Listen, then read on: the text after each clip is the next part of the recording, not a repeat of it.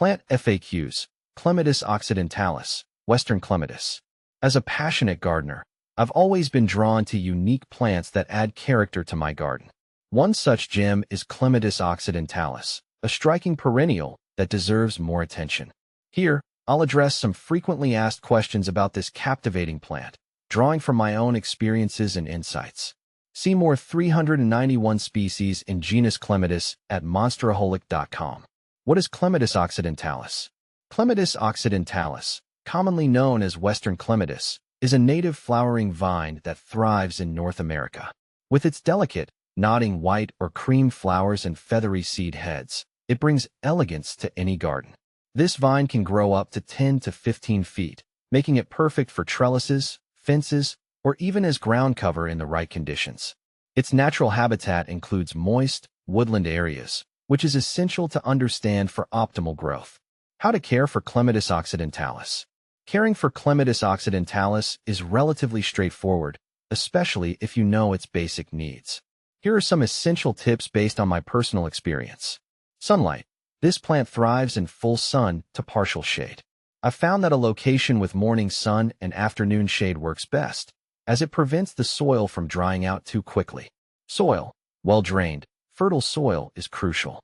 I usually amend my garden soil with compost to improve drainage and nutrient content. Aim for a slightly acidic to neutral pH for optimal growth. Watering. Regular watering is key, especially during the establishment phase. I water deeply once a week, ensuring the soil remains consistently moist but not soggy. Pruning. I prune my Clematis occidentalis in early spring to promote healthy growth and flowering. I cut back dead or weak stems to encourage new growth. How to propagate Clematis occidentalis.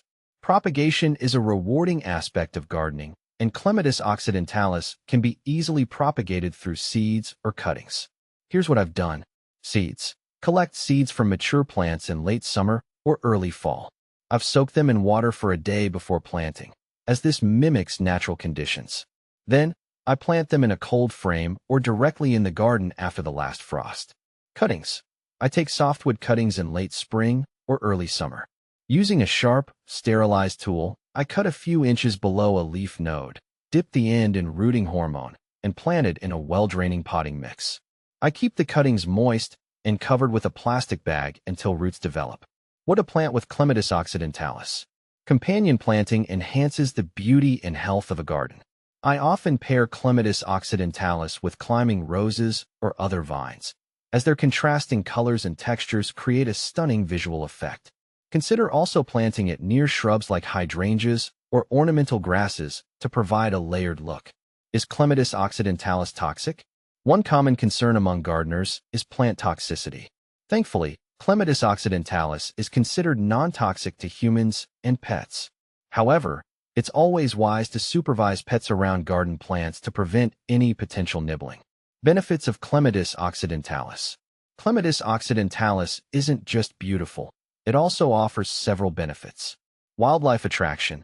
This vine attracts pollinators like bees and butterflies, making it a great addition to a wildlife garden. I've noticed an increase in beneficial insects since I added this plant to my landscape. Erosion control. Its extensive root system helps prevent soil erosion, especially on slopes or loose soils. I've found it beneficial in stabilizing my garden beds. Seasonal interest. The flowers bloom in late spring to early summer, while the fluffy seed heads add visual interest throughout the fall and winter months. Common problems with Clematis occidentalis. While generally hardy, Clematis occidentalis can face a few issues. Powdery mildew. This fungal disease can occur in humid conditions.